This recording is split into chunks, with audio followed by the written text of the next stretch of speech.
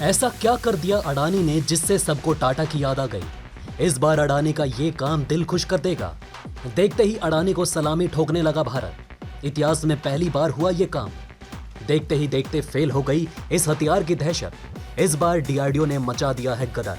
दोस्तों, आपको अडानी के उस काम के बारे में तो बताएंगे जिसने भारत को तो खुश कर ही दिया है और साथ ही साथ और सभी देशों को दहला दिया है। लेकिन उसके पहले आपको बताएंगे कि आखिर क्यों भारतीय मीडिया पर भड़क गया चीन और बोलने लगा अमेरिका की तरह न हो जाए भारत। वैसे दोस्तों, भारत की मीडिया कुछ करे या ना करे, लेकिन चीन को जरूर झाड़ देती है। चीन की पोल हमेशा से ही खोलती आ रही है। भारतीय मीडिया के ऊपर इस बार चीन भड़क गया है। चीन ने भारतीय मीडिया पर निशाना साधा।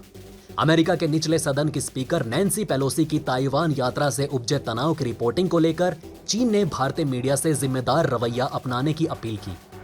चीन का कहना है कि आशा है कि भारतीय मीडिया ताइवान से संबंधित रिपोर्टों में जिम्मेदार रवैया अपनाएगा। अमेरिकी सांसद की स्पीकर नैन्सी पेलोसी की ताइवान यात्रा से भड़के चीन ने अब भारत को धमकाया है। कांग्रेस नेता और सांसद मनीष तिवारी ने ताइवान में भारतीय सांसदों के प्रतिनिधि मंडल भेजने की सलाह पर ड्रैगन बौखला गया और उसने भारत को चेतावनी दी है कि वो अमेरिका के नक्शे कदम पर ना चले। चीन के नई दिल्ली स्थित दूतावास ने एक बयान जारी करके कहा कि भारत एक चीन नीति पर कायम रहे और ताइवान से दूरी बनाए। नई दिल्ली में मौजूद चीनी दूतावास के प्रवक्ता वांग जियोजियान ने संयुक्त राष्ट्र के बयान को रीट्वीट करते हुए कहा कि दुनिया में सिर्फ एक ही चीन है और ताइवान उसी चीन का अविभाज्य हिस्सा है। आशा है कि भारतीय मीडिया ताइवान से संबंधित रिपोर्टों में जिम्मेदार रवैया अपनाएगा, ताइवान के सवाल के ऐतिहासिक पहलुओं का सम्मान करेगा और इस तथ्य और यथास्थिति का सम्मान करेगा कि ताइवान स्ट्रीट के दोनों पक्ष एक ही चीन के हैं। गौरतलब है कि चीन हमेशा भारत के अरुणाचल प्रदेश और लद्दाख पर अपना दावा जताता आ रहा है। इस दौरान ड्रैगन को भारत की संप्रभुता का ख्याल नहीं आता, लेकिन अब वो यूएन के बयान का हवाला देकर चीन पूरी दुनिया से एक चीन सिद्धांत का पालन करने की अपील कर रहा है। इससे पहले मंगलवार को संयुक्त राष्ट्र ने एक चीन सिद्धांत के लिए अपना समर्थन दोहराया था। संयुक्त राष्ट्र महासचिव एंटोनियो गुटेरेस के प्रवक्ता स्टीफन दुजारिक ने कहा कि यूएन 1971 के संयुक्त राष्ट्र महासभा के प्रस्ताव 2758 का पालन करता है।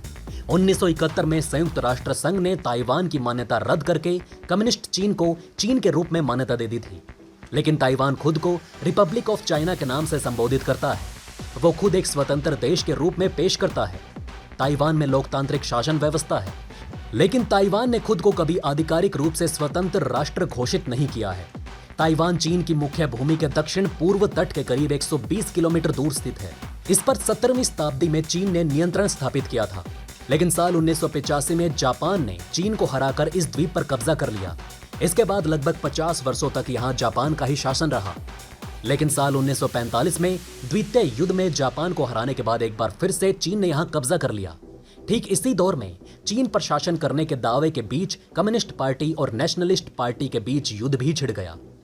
गृह युद्ध में माओ त्से तुंग के नेतृत्व वाली कम्युनिस्ट पार्टी के हारने के बाद 1949 में नेशनलिस्ट पार्टी के मो त्से-तुंग अपने 20 लाख सैनिक, सहयोगी और नागरिक शरणार्थियों के साथ चीन से भागकर ताइवान चले गए।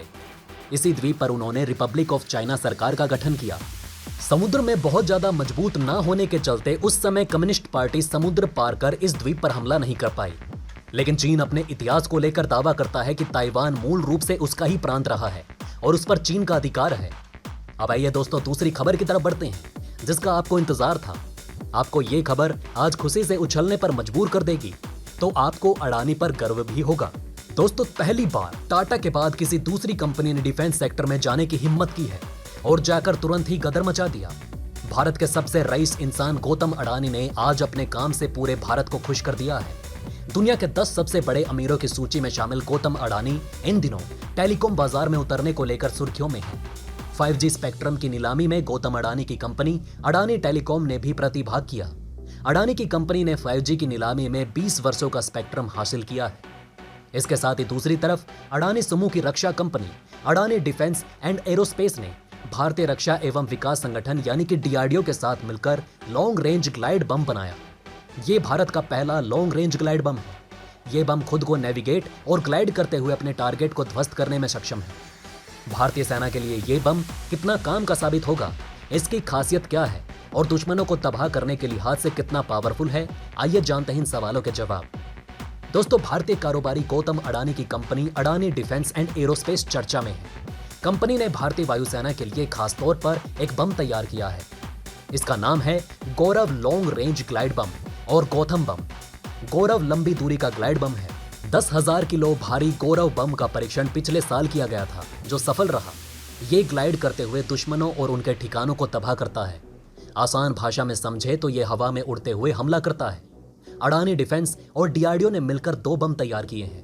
पहला बम विंग के जरिए ग्लाइड कर निशाना लगाने में सक्षम है। इस बम का नाम गौरव LRGB है।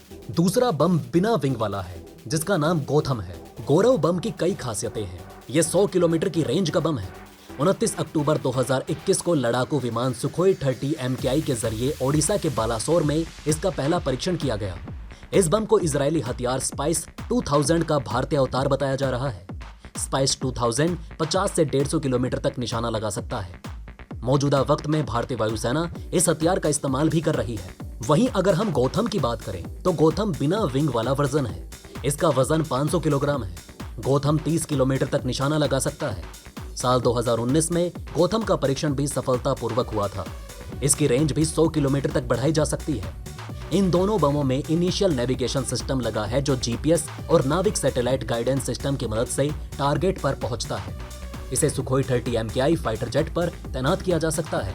भारतीय वायुसेना को स्मार्ट बम की आवश्यकता थी, जो अपने टारगेट को ऑटोमेटिक नेविगेट करके हवा में ही उड़ा दे। इसके लिए डीआरडीओ ने 2 मारक बम डिजाइन किए थे। अडानी डिफेंस को इसे बनाने की जिम्मेदारी दी गई। अब अडानी की कंपनी ने दोनों बमों का निर्माण कर दिया है। तो दोस्तों, ये था वो काम जिसने अडानी की साख पूरे देश में बढ़ा दी, और अब ऐसा लगता है कि अडानी ग्रुप भी टाटा के रास्ते पर चल पड़ा है। देखने की बात है कि राष्ट्र निर्माण में अडानी कहां तक पहुंच पाते हैं। वैसे ये कदम तो सराहनीय है।